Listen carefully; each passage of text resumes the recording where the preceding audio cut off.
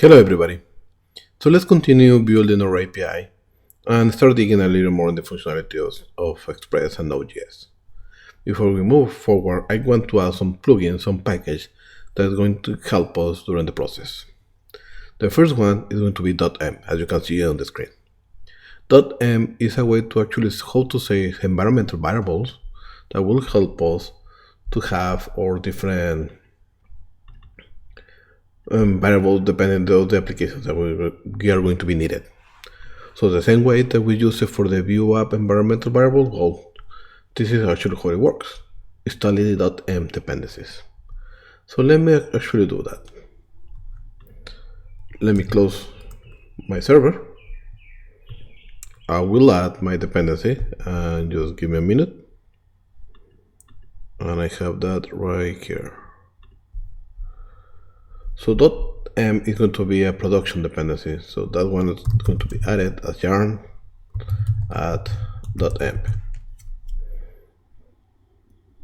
And that will help us to create a .environmental file you're going to be using later. As you can see, it's already grayed out because the gitignore is already have that there. So now that we have that, I also like to have a second one called example, and that one will not be graded out because I want to commit this one. Why I like to commit this one? Because the one that I want actually to send for a repository in order to remember which application or which variable we actually need to have in our app. So now let's work. One of the first ones that we need to have is going to be our environment, and because we are in development, we just specify the development environment. Another one that we can actually have is the port number. Let's have the 3000 here, and I believe we can have it like that. Let me copy this over, let me paste it in the example, but removing the information. That way we have the example with just the information that we need without the variables values. That way when we deploy to production, we know which variables need to be changed before. Now that we have that, let's actually start using it. So one of the things that the benefit give you is we need to install it. We already did that. And then we need to require it. When you require it, you'll be able to have our dependency working, and then you can actually start using those dependencies. As you can see, you have your env variable like this, and then you can actually use it with the process.env and the name of the variable that you are defining. So let's do that in our application. The way that I like it to do it is inside my source directory. I want to have a new folder called helpers, and in there I will create my .env configuration. In that .env we're going to use something really simple, and it doesn't give you the information here because it gives you the old way, but it's pretty much import it and create and execute the config. So the only way we need to do is just import .env from .env, and then we just do the .env config. That way we're just executing and start reading the configuration file. But now that we have that helpers, we need actually import that helper in our index. And one of the recommendations that they actually give us is as early as possible. So let's actually do that on the top. And let's just import my helpers.env.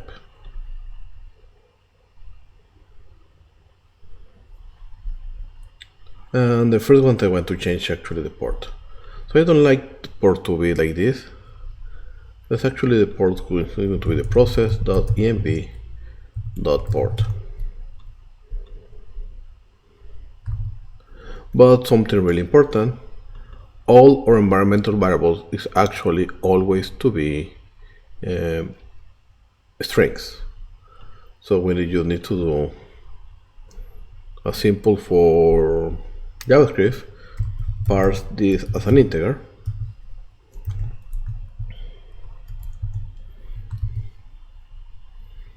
and that way we're going to define the replication interpret number. So now we can run our development environment, and if we run it in the 3000, it's going to work. Something really important, whenever you change your environmental variables, you always need to restart your server. That's something that always does need to happen. So let's just show you an example. Let's change this to port 3005 and restart it. Our application doesn't work anymore because we just changed the port to 3005. This is the importance to have that. That way we don't have variables or specific connections or URLs in our code, and that way we're keeping cleaning, and it's a really best practice to have it like that. So let's actually commit everything. Let me actually save this to 3000 because the way that I like it. I will cancel this one, and I will put added.emp. Perfect. Something that I like to use, and now we can actually keep the development environment. And you know what? Let me actually execute it from here. Yarn dev. And let me close this one. So something that I like it to have is here. We already installed .emp. Course. We need to specify the course, and it will help us to limitate our application in order to just handle requests for a specific URL. So we can actually use JavaScript or something like Postman to make the request, but when a web server or web application like the Vue app, we have its own URL, so we need to specify that it's going to be like available. It's like a security feature. You remember on Firebase, for example, that we need to clear up our domain name? It's primarily because of that. We are adding that domain name to the course. So we are telling the application that is going to be, if the request came from this specific place, you can actually use it. And the way to install it is really, really simple. We just install it, we just import it, and we just use it. Something really important with our Node application is we need to figure out what is actually going to be the order. As you can see, course is actually just before our GET request, and our GET request is always before our listen. So the order how actually is working is really important. It's going to be sequential. So in order to have the course enabled for all the requests or for everything, it needs to happen before any request is being made. And after you define all your requests is when you start your port number for the application. This is pretty much the order that we need to have. So let's actually handle it. And let me put it here. So let me open my integrated terminal again. You can actually go to terminal, new terminal too. So I will add yarn add course. And it's just a security feature, very much. And now we can actually just use it. Import course from course.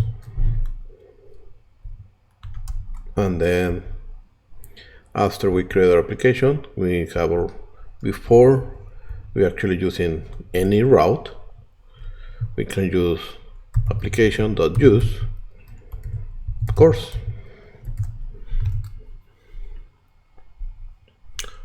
but this is pretty much like give you like default open to everything. I want to change the origin option, and the origin option is the one that you want to have successful from where you actually need to come. So one way that I like to handle, I will console my server, I go to my environmental, I will create another one called origin, and in this case, because I'm development, it will have origin is going to be everything, but later it's going to be your https, your app.com. It's going to be like the URL for now, and just because of development environment, I will have like everything. And I will copy this for my example too. Now that I have that, I can actually create my origin. It's going to be my process.env.origin. Really important. That way we have the course enabled. If we start the application again, yarn dev. Perfect. Now let me see this. Let me show you something. Let me go to my... Can I see the response over here? Yes, I can see it right here, I believe. My headers response. It tells you some information that we have. And now that we have the 3000, we will see that the access control alert origin is now there. So we are seeing that that information gets passed in our server. There's something else. As you can see, that X powered by Express, this is a security vulnerability. It's actually a really good practice not to allow to mention which kind of server we are serving here. So let's actually remove that from our application itself. And we can actually disable it, but one way that I like to use a lot, and let me remove my course, is use Helmet. Helmet, what it does is setting various HTTP header for security purposes. Again, it's no silver bullet, like it's no across or against hackings, right? But it helps us a lot. So the way to use Helmet is to have pretty much everything by default, or you can specify help with different sections. And you can use it different ways. And the way that actually helps by default, DNS prefetching or the framework to prevent clickjacking, high power by, one of the things that were mentioned before, only HTTPS transport, $X option for all Internet Explorer, to keep clients from sniffing, and to add some small XSS protections. At least something. So instead of doing all of those manually, we can just install Helmet and use it. So the only way is going to be yarn add Helmet.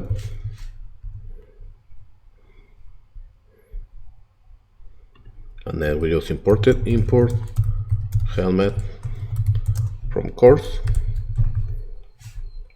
From Helmet. And we're going to use application.use Helmet. And that's it. So now let's create another request. We have our, let me go back. We have our application still running. Perfect. We'll actually send it.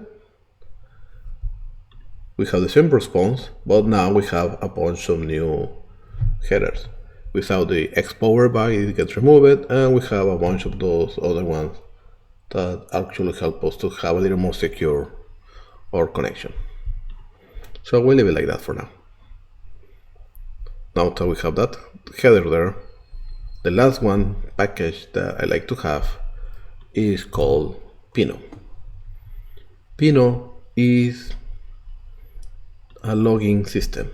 Will help us identify when the application is doing something and when it's going to be handled. It's a way for troubleshooting to verify in the logs replication, how it's actually doing and how it's actually behaving. So there are several ways to actually install it. We have the Express version, and before I continue, let me show you something. We have been doing a bunch of calls and nothing get logged or requested there. That doesn't matter. The way I'm going to use, we just need to install this one, Express pinlogger. Let me just yarn add Express pinlogger. Perfect. And then we just need to import it. And then after we import it, we just need to use it.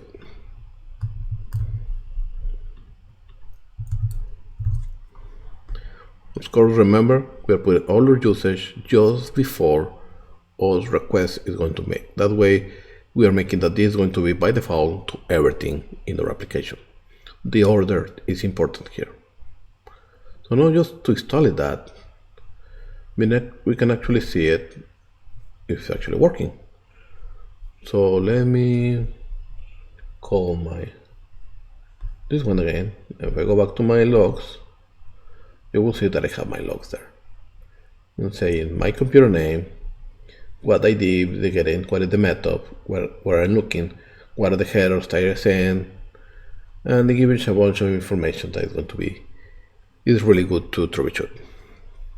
But as you can see, it's a little bit difficult because this is more for a login system or login application that you can actually embed it or to parse it somehow. So for development environment, what I like to do, and I like to do that a lot, is to use something called, and I believe these guys are the owners too,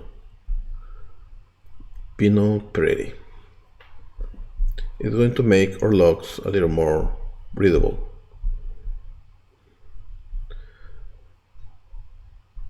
So in order to use it, we just need to install it as a development environment. That's going to be really, really important. And because this is actually, how can I say, saving information to the logs take time and make your application slower. So we need to be very careful. A really good way, and most for this application, is to actually, now that we have installed it in the development environment, let's go back to our package.json. And we are in development mode and only development mode. We are going to pipe everything to Pretty. That way, you get restarted. That way, it have like a separate process and it will not take time for another application to do that parsing. Every time that we do a parsing, especially for JSON files, it takes longer for our application.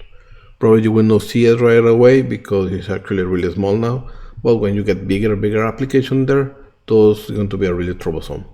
So let me just have that one already there. Let me just make a call, and I see my logs didn't work.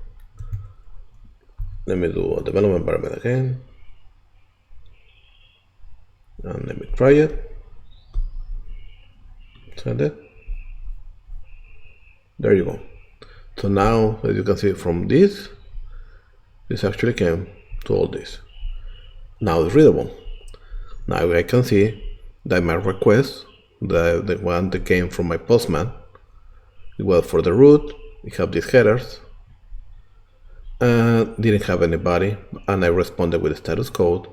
I responded with all these headers in there, and took me 5 milliseconds to respond. It's just a better way to have it.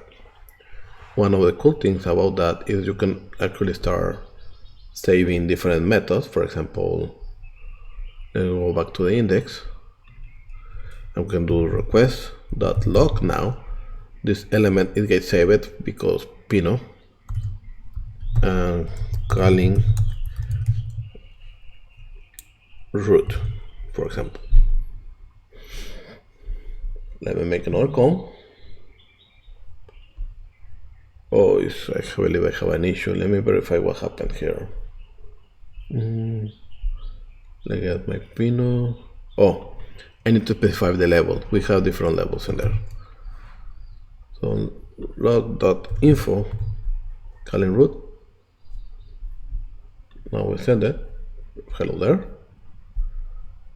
And we can say that I have a calling root over here when this kind of request actually happen, and then the request happen.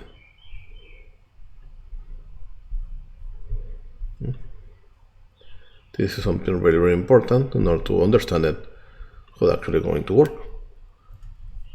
We can actually have different levels. We can actually have error when something gets wrong, and it's already restarted. And let me just call it. And now we have an error log telling us that something happened. So we can actually define different sections like, okay, the user was not found in the database, or the application is not doing what it's supposed to. That kind of things that we need to keep saving. So when we go back and see the logs, we can see what kind type of request was actually making the call and having some kind of issues or not. So this is a really good way to have it. So let me just remove that one because we actually don't need it for now. I believe that's going to be the helpers that we need to have, the extra package or dependencies that we need to have there. There is one another, and that's actually, this one came from Express. It's going to be really easy. It's pretty much to allow Express to use JSON on the body. So whenever we send something in the body, it's going to be understandable by your application. We will see that later. So let's actually save this. Let's commit it and add a package. Now, so we have those packages in there, we can proceed doing the scaffolding. So as you can see now, for example, if I do something that doesn't exist, it's giving me actually an HTML response. I don't want to have that.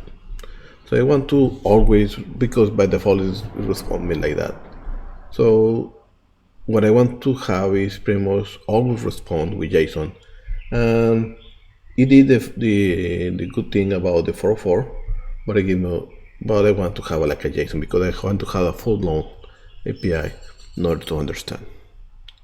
We saw that whenever we use something in our application before the request, that's going to be handled pretty much before any request is going to be made. So we can actually catch some of those requested. So let me, in my helpers, I will create a new one called errors,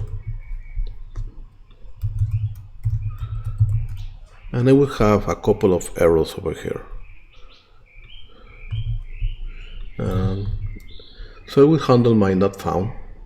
So my not found is pretty much get my request, my response, and just create a new error called the not found, and send the status to 404, and then I just send that error. And then I need pretty much my error handler is going to get that error request, and it's going to pretty much give me the message code what I'm sending for the error and the stack trace. So something really important. When we are in production environment, I don't want to have the stack trace. I don't need it. So I just send it. In that production, you send in the emoji or poop emoji. That means that you have an error. If we are in development, we can see the stack, so we can actually troubleshoot what is happening. So we can actually have that one, but we can actually also do a request.log.error. Let's actually do const error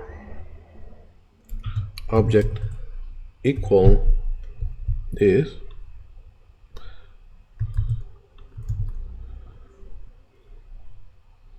and we can actually request.log.error or error object, and we're going to respond our error object. Right?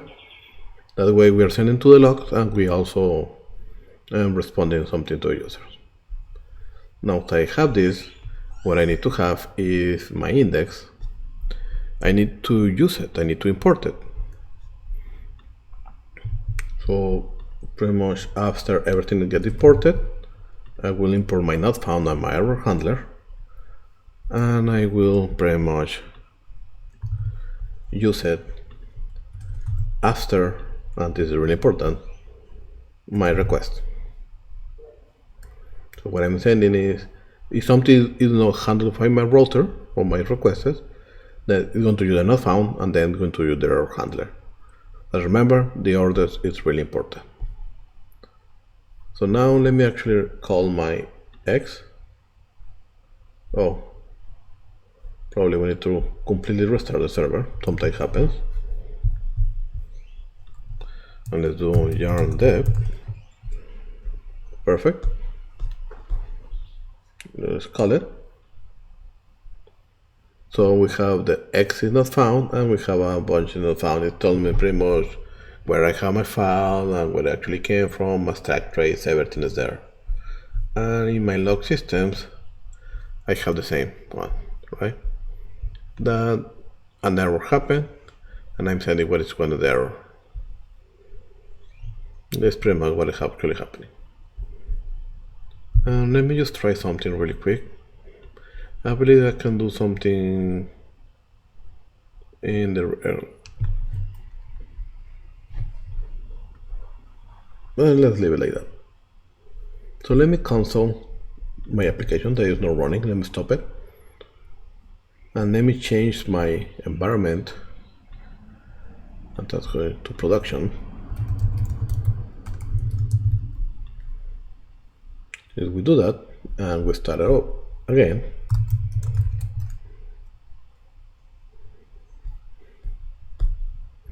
the same code that gives you the stack trace, it will not have it there anymore.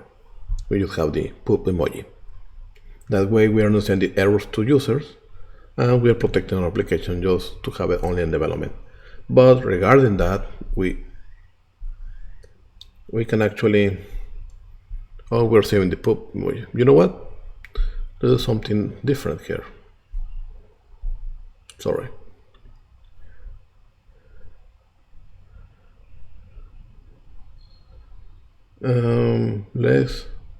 Let me get rid of my error object,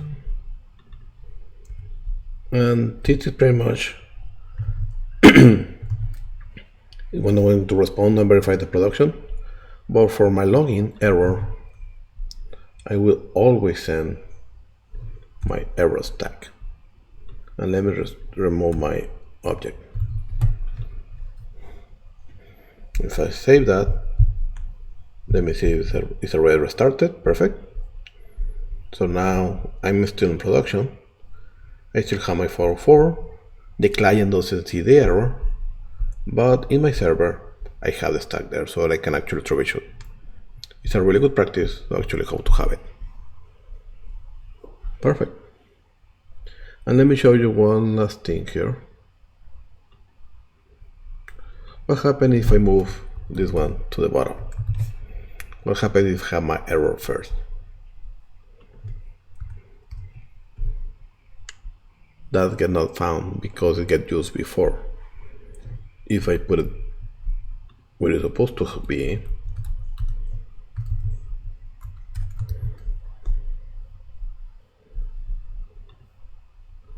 that get rendered, and something that doesn't exist, it give me the error. Really cool, right? So let me show you something extra. So right now we just didn't get request, but if we use a post, we have the error because the post is not defined. So that one way to do it is we can actually put use, and we say that other route doesn't matter what with type it is, always going to respond with something. Or we can use the get hello there,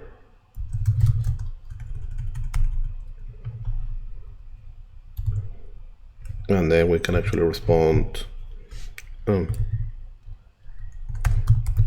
type, and I believe is request dot method, I believe. Let me see that this actually works.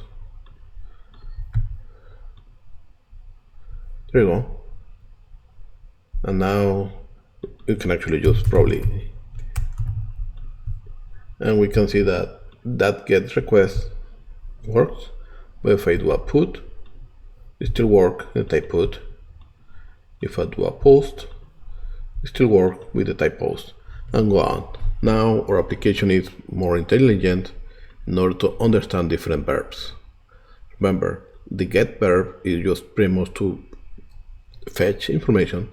The post is to add. Put and patch is pretty much very similar. It's just to change something that is already existing. Delete is just delete an information. And we have another one that we're going to jump in, but those are pretty much the most common ones.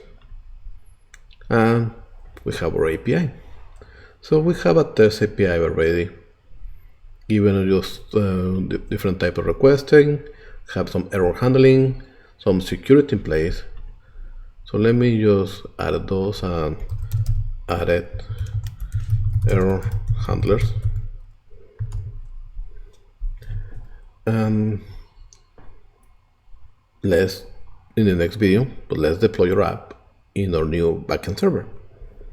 So hope that you like it. Happy coding, everybody.